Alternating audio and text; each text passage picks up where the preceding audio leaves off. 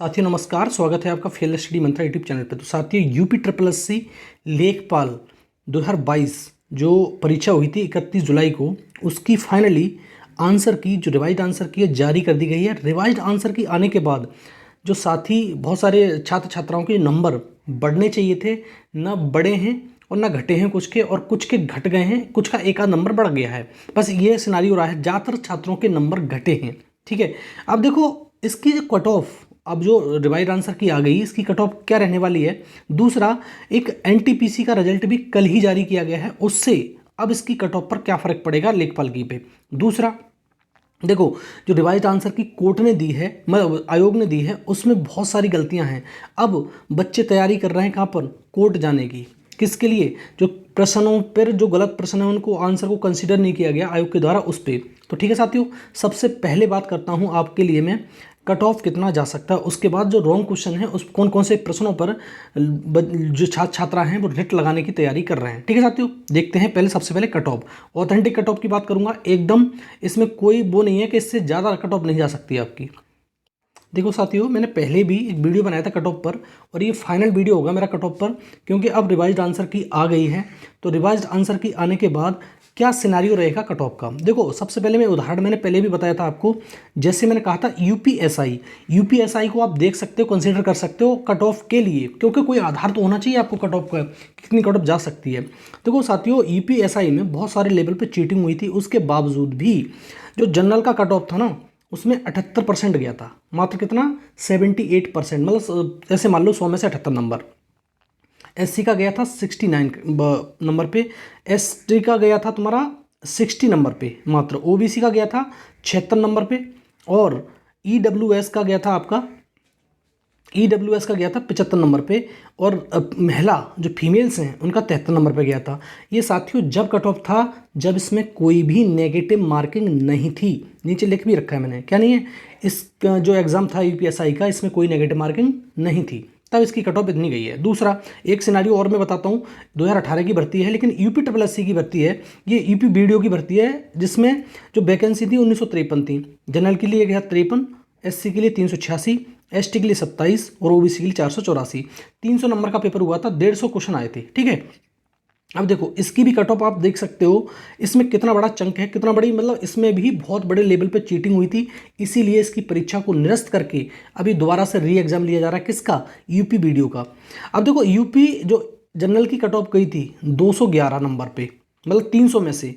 SC की गई थी तुम्हारी 185 पे, एसटी की गई थी तुम्हारी 168 पे, ओबीसी की गई थी 205 पे। अगर 300 में 211 लगाओगे ना, तो साथियों 70% भी नहीं बैठता ये। कितना, 70% भी नहीं है। मतलब ऐसे मान लो कि 100 में से 70 नंबर पे भी इसकी कट ऑफ नहीं गई। अब देखो, दो मैंने बता दिए, एक तीसरी बात और करता हूँ आपसे। अब देखो कल जो रिजल्ट आया मैंने बताया, इससे सबसे बड़ा फर्क पड़ने वाला है एनटीपीसी और यूपीएसआई की। अगर रिजल्ट फाइनल हो जाते हैं तो जो तुम्हारा कट ऑफ है और ज़्यादा डाउन जाएगा इसका। एनटीपीसी रिजल्ट देखो, एनटीपीसी रिजल्ट कल आ गया, मैंने अब आपको बता दिया, जिस दिन आंसर की आई इसी की तभी आ गया। अब लेखपाल की कट ऑफ पर इसका असर पड़ेगा, बिल्कुल 100% पड़ेगा, क्योंकि जो बच्चे इधर थे तुम्हारे एनटीपीसी में या यूपीएसआई में, वही तुम्हारे लेखपाल में टॉपर सारे वही हैं। कॉमन विद्यार्थी कम हो जाएंगे, भाई सीधी बात है, जब उसमें चले जाएंगे तो इधर तो रहेंगे नहीं। कट ऑफ निश्चित रूप से कम होने वाली, बिल्कुल कम होगी। अब देखो डीबी के लिए मैंने उस दिन भी बताया था, डीबी के लिए जो लेखपाल का डीबी है, कहता तो ये 1.5 गुना है, लेकिन ये 16,000 से कम नहीं बुलाएगा, आप ये ध्यान रख लेना। और आप जब डीबी के लिए जाओगे तभी मालूम पड़ जाएगा आपको, और कट ऑफ आएगी तब मालूम पड़ जाएगा। डीबी दिसंबर में होगा। अब देखो बात करते हैं इसकी कट ऑफ की। देखो जो ईपी इसकी वैकेंसी की बात करें तो 8,085 वैकेंसी है, बहुत बड़ी वैकेंसी है, छोटी मोटी वैकेंसी नहीं है। जनरल की 3271 वैकेंसी है, एससी की 1690, एसटी की 152, ईडब्ल्यूएस की 798 और ओबीसी की है तुम्हारी 2174 वैकेंसी। तो ये वैकेंसी का डिटेल हो गया। आप देखते हैं कि इसकी वैकेंसी के डिटेल के बारे में। अब सबसे पहले मैं बताता हूँ डॉक्यूमेंट वेरिफिकेशन की जो कट ऑफ है आपकी कितनी जा सकती है। देखो डॉक्यूमेंट वेरिफिकेशन की कट ऑफ, अगर आपके जनरल में हो आप और आपके 74 से लेकर 76 नंबर हैं, तो आप मान लेना डीबी के लिए कॉल आ जाएगा आपको। ओबीसी इसी प्रकार से 72 से 74, ईडब्ल्यूएस 70 से 72, एससी 68 से 70, एसटी 60 से 64 होगा साथियों, ये 60 से 64, 62 से 64 नंबर। ठीक है, अब देखो महिला जो कट ऑफ जाएगा वो 70 से 72 नंबर जा सकता है। पीएच का 58 से 60 नंबर पे, और तुम्हारा एक्स सर्विसमैन का कट ऑफ 55 से 57 नंबर, ये डीबी के लिए कट ऑफ है। अब साथियों मैं फाइनल कट ऑफ बताता हूँ आपको कि फाइनल कट ऑफ कितना रहने वाला है, मतलब बिल्कुल एकदम फाइनल, इससे ज़्यादा एक नंबर भी नहीं जाएगा। रीजन क्या है, मैंने रीजन आपको सारे ऊपर बता दिए। देखो फाइनल कट ऑफ लेखपाल 2022 के लिए यूआर में अगर आपके 76 से 78 हो जाए ना तो साथियों 100% मान लेना कि आपका सिलेक्शन हो गया। 80 नंबर कट ऑफ नहीं जाएगा, बहुत बड़ा कट ऑफ होता है 80 नंबर पे। ओबीसी का तुम्हारा कट ऑफ 72 से लेकर 74 से लेकर 76 नंबर, ईडब्ल्यूएस का कट ऑफ 72 से 74, एससी का कट ऑफ 70 से 72, एसटी का कट ऑफ 64 से 66, महिला जो भी महिला है, महिला साथी, उनका कट ऑफ 72 से 74 नंबर पे फाइनल हो जाएगा। पीएच का कट ऑफ तुम्हारा 60 से 62 नंबर पे फाइनल हो जाएगा। और एक्स सर्विसमैन जो भी हमारे साथी एक्स सर्विसमैन वाले हैं वो 57 से 59 नंबर पे उनका फाइनल सिलेक्शन हो जाएगा। ये मान के चलो, ये कट ऑफ और भी कम हो सकता है साथियों, इससे भी एक आध नंबर और भी कम जा सकता है। मैंने बता दिया कि अगर तुम्हारे एनटीपीसी का रिजल्ट आ गया, एनटीपीसी का जॉइनिंग मिल जाएगी बहुत जल्दी, इससे पहले मिल जाएगी। अगर एसआई का भी रिजल्ट आ जाता है और जॉइनिंग मिल जाती है तो इससे भी कम जाएगा कट ऑफ, मान के चलना आप, ठीक है। और ये मैंने ऑथेंटिक प्रूफ आपको दिया है। अब मैं आप बात करता हूँ आपके लिए कि कौन कौन से प्रश्न पे साथी कोर्ट जाने वाले हैं कि ये क्वेश्चन और चेंज होना चाहिए था, कोर्ट ने चेंज नहीं किया है। देखते हैं। देखो साथियों, जीवन पति का समानार्थी मैंने बताया था, इस पे कॉमन अंक मिलेगा, इस पे कॉमन अंक मिला है, ठीक है। एक प्रश्न पे इसने जो आंसर किया है फाइनल उसमें बदला है।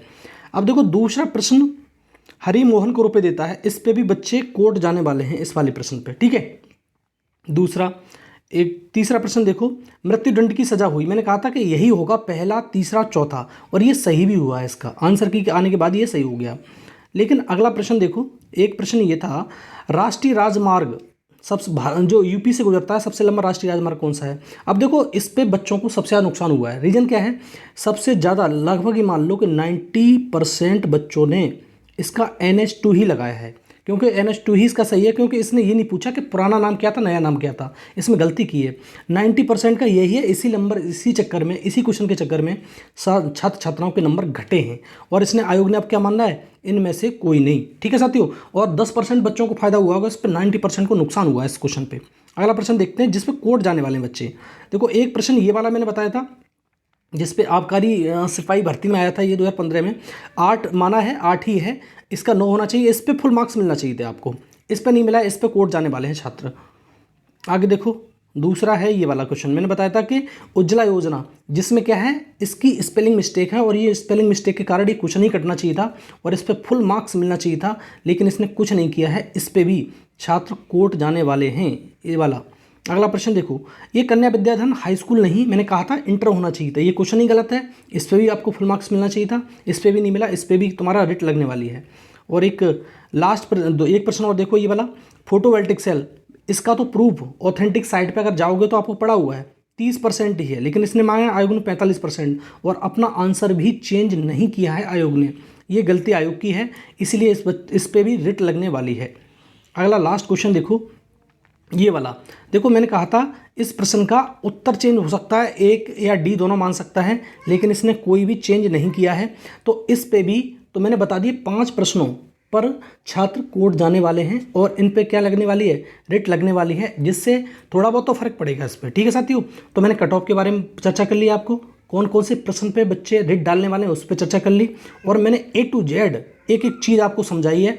और इससे ज़्यादा कट ऑफ तो साथियों बिल्कुल नहीं जाएगी निश्चित तौर पे। अब आपके इतने नंबर बन रहे हैं तो अब मान लो कि आपका सिलेक्शन हो जाएगा, और कमेंट बॉक्स में लिखकर अवश्य बताओ मेरे को कि आपके फाइनल आंसर के आने के बाद जो आंसर की आ गई है उसके बाद कितने नंबर बन रहे हैं, ठीक है साथियों। धन्यवाद।